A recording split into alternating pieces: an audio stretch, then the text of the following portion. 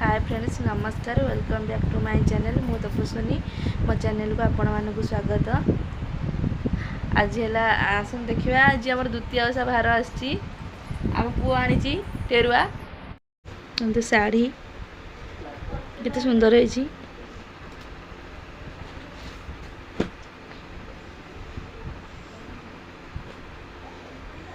आम तो ओषा करूनु हेले शाढ़ी तो द्वितीय ओषा आणती आ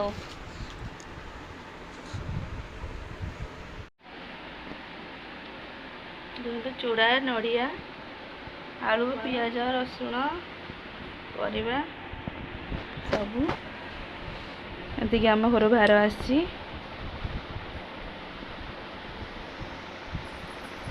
मो शाढ़ी केमती है आपण मैंने कमेंट रे कहिबे। मत तो बहुत बढ़िया लगुच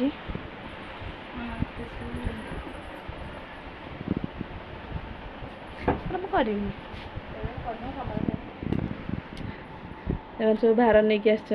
रिबुन ये मो पुतुरा आ ये मो जन दादा झी ये भी ये दिना नानी भौणी ना मिछ कहली ये अधिक खुशी हो जाऊँगी। जो पछरे पछरे गोटे चोर खाली आखिटा देखा कालिया कालिया आखि चोर मुहा करथिलु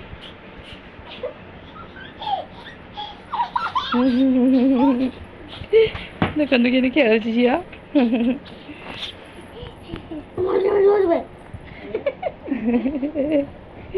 डुगुलु देखु ये गोटे चोर मुहा भार नहीं आई आम सान भाई ये आम घांटा तरकारी मुझे आपण मानक रेसिपी दे पारलिनी कारण मु बहुत व्यस्ततार थी से मुझे आपण मानक रेसिपी दे पारलिनी।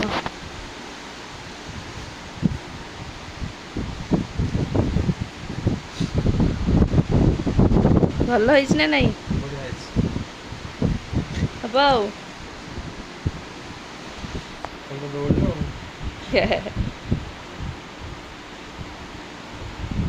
ये नंगु शो पड़ी देह खराब है मेडिकल नहीं कि जाइली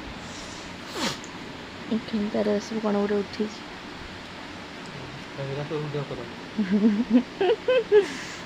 कौन वीडियो करती ब्लॉग मु करुँची जहाँ घटे सब कह देखो मुंड फुंड सब उठी जाइए कान टे देखो सब कामाख्या आज नहीं जाइली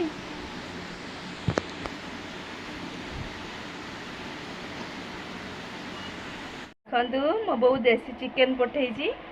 करी पूरा यम्मी हो मु तो खाइबिनी मोर ओषा जन्नी ओषा आई छुआ धरिकी आई दौड़ी पड़ेगा कहला आ देखो जो बाप पके गेलो होती पड़ा दिन बाबा बाबा बाबा डाकिदेलु टे डाकिदेलु त्रिशु त्रिशु तो ना त्रिशु ये डाकिला बाबा बाबा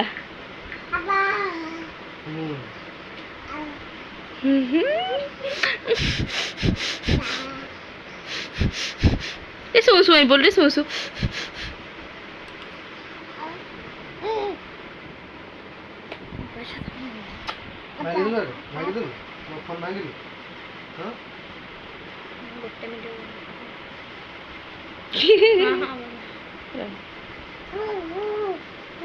बाबा बाबा बाबा वो तो बाबा कहाँ दी तो बाबा कहाँ दी बाबा।